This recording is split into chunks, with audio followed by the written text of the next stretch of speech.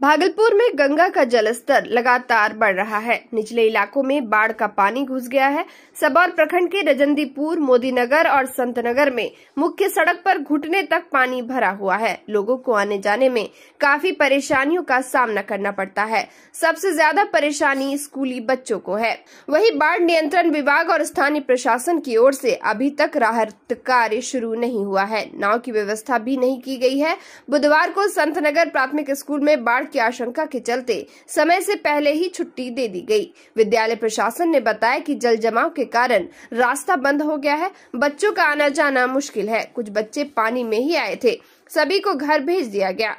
वहीं ग्रामीण दिलीप ने बताया कि यही स्थिति रही तो बच्चों की पढ़ाई पर गहरा असर पड़ेगा। केंद्रीय जल आयोग की रिपोर्ट के अनुसार गंगा का जलस्तर हर घंटे औसतन 1 सेंटीमीटर बढ़ रहा है। यही गति बनी रही तो सबौर प्रखंड के और भी कई गांव में बाढ़ जैसी स्थिति उत्पन्न हो सकती है। स्थानीय लोगों ने प्रशासन से नाव या ट्रैक्टर जैसी वैकल्पिक व्यवस्था की मांग की है, जिससे बच्चों को स्कूल और लोगों को आवश्यक कार्यों के लिए बाहर जाने में सुविधा हो। फिलहाल जिला प्रशासन की ओर से कोई ठोस पहल नहीं हुई है।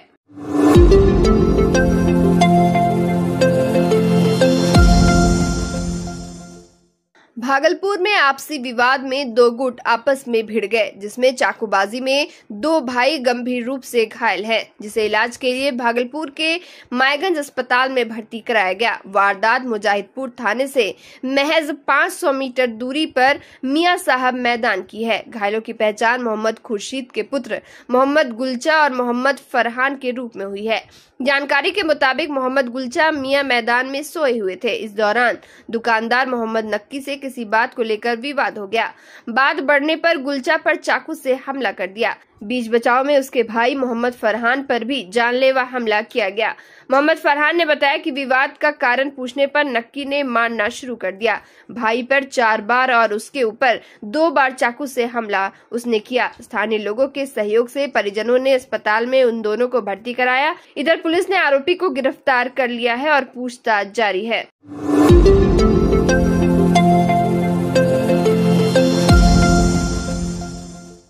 भागलपुर में सज्जादा नशी परिवार को जान से मारने की धमकी दी गई है और निर्माण कार्य में बाधा डालने की घटना सामने आई है। सज्जादा नशी सह मुतवल्ली वक्फ सैयद शाह इनायत हसन के सैयद शाह फखरे आलम हसन द्वारा शाह मार्केट में नाले और छज्जे के निर्माण कार्य की शुरुआत की गई थी। इसी बीच निर्माण कार्य में कुछ लोगों ने बाधा डाल दी। छत की ढलाई के दौरान शाह मार्केट के पास रहने वाले कुछ अज्ञात लोगों ने नाली निर्माण के कार्य में बाधा डाली। खानका के मजदूरों को जाति सूचक शब्द कहे और गालियां दी गई। मजदूरों को धमकी दी गई कि अगर काम किया तो जान से मार देंगे। पीड़ित पक्ष का आरोप है कि मोहम्मद आजाद, इकबाल, रिजवान, रेहान, पिता अनवारुल हक समेत कई अन्य लोगों ने हाथ में लाठी डंडे लेकर खानकाए पीर दमड़िया शाह के सज्जादा नशीं शाह फखरे आलम हसन और उनके परिवार को भद्दी भद्दी गालियां दी और हत्या कर जमीन में गाड़ देने की धमकी दी। घटना की शिकायत कोतवाली थाने में दर्ज कराई गई है, जिसमें 5 नामजद और 15 अज्ञात आरोपियों के खिलाफ प्राथमिकी दर्ज कर कार्रवाई की मांग की गई है। क्योंकि उन्होंने भद्दी भद्दी गालियां दी हैं, कैमरे के सामने गालियां दी हैं और मार के जमीन में गाड़ देने की धमकी तक दी है। इसका आवेदन मैं शासन प्रशासन में कर चुका हूं। FIR लॉन्च हो चुकी है और बहुत जल्द इस पर कार्रवाई होनी है, नहीं तो बात बहुत ऊपर तक जाएगी, क्योंकि ये कोई हल्के में लिए जाने वाला मामला नहीं है। आप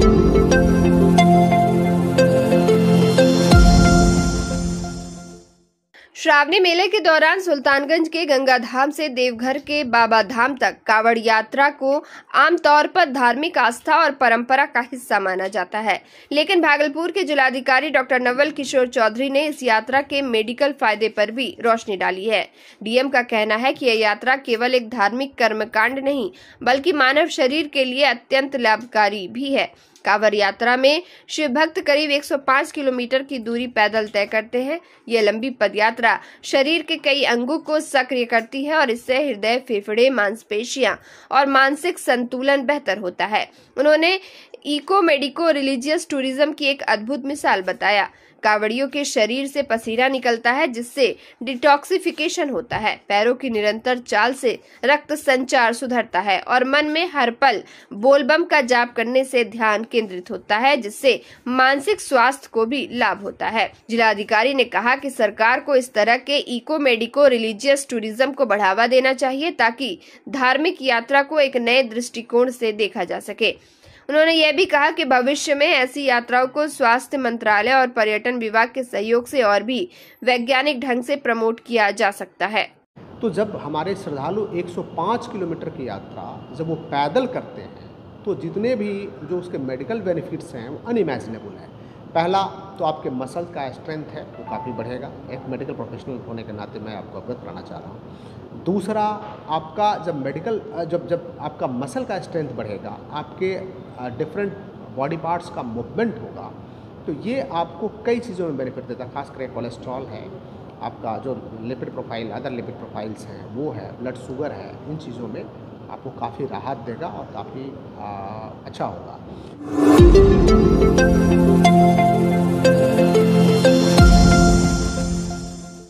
भागलपुर के कचहरी चौक पर बुधवार को हुए सड़क हादसे में पत्रकारों ने मानवता की मिसाल पेश की। एक अनियंत्रित मोटरसाइकिल सवार ने भीख मांग रहे एक बुजुर्ग को टक्कर मार दी जिससे बुजुर्ग बुरी तरह घायल हो गए। इस घटना के दौरान आसपास के लोग तमाशबीन बने रहे, लेकिन मौके पर मौजूद पत्रकार विकास सिंह, सुमित कुमार, अमरजीत, श्याम सिंह, विजय सिन्हा, संजय, आदित्य और आलोक ने तुरंत घायल बुजुर्ग की मदद की। पत्रकारों ने घायल बुजुर्ग को सड़क से उठाया और बिना देरी किए सदर अस्पताल पहुंचाया।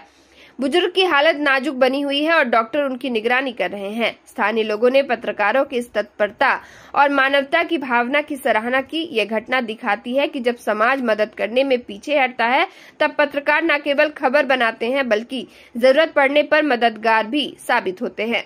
स्थानीय लोगों का कहना है कि पत्रकारों की इस पहल ने मानवता की एक नई मिसाल पेश की।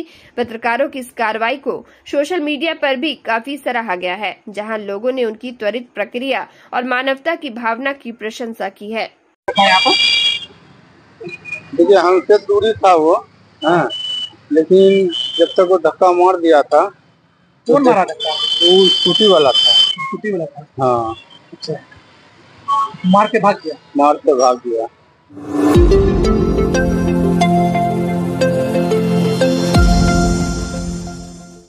सावन माह की आस्था और श्रद्धा के बीच इस बार बाबा धाम यात्रा में भाषा विवाद की गर्मी भी देखने को मिल रही है। सुल्तानगंज के अजगैबीनाथ गंगा घाट से प्रतिदिन लाखों कावड़िया श्रद्धालु झारखंड स्थित बाबा वैद्यनाथ धाम के लिए रवाना हो रहे हैं। इसी भीड़ में महाराष्ट्र से आए कावड़ियों ने हाल ही में महाराष्ट्र में हिंदी भाषी लोगों के साथ हो रही दुर्व्यवहार की घटनाओं को राजनीतिक ड्रामा करार दिया। सुल्तानगंज में मौजूद महाराष्ट्र से आए कई श्रद्धालुओं ने साफ तौर पर कहा कि महाराष्ट्र में ऐसा कोई वास्तविक तनाव नहीं है। वहां हिंदी भाषी और मराठी भाषी लोग एक साथ मिलकर रहते हैं और काम करते हैं। भाषा को लेकर जो खबरें फैल रही है वो सिर्फ आगामी महानगर पालिका चुनाव को ध्यान में रखकर फैलाई जा रही है। श्रद्धालुओं ने राज ठाकरे और उद्धव ठाकरे पर सीधा आरोप लगाते हुए कहा कि यह दोनों नेता राजनीतिक रोटियां सेकने के लिए इस तरह के मुद्दे को तूल दे रहे हैं, जबकि जमीनी हकीकत यह है कि महाराष्ट्र में हिंदी बोलने वालों का हमेशा से स्वागत हुआ है।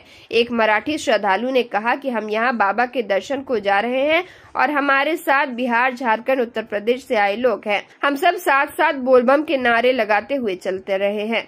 यही असली भारत है।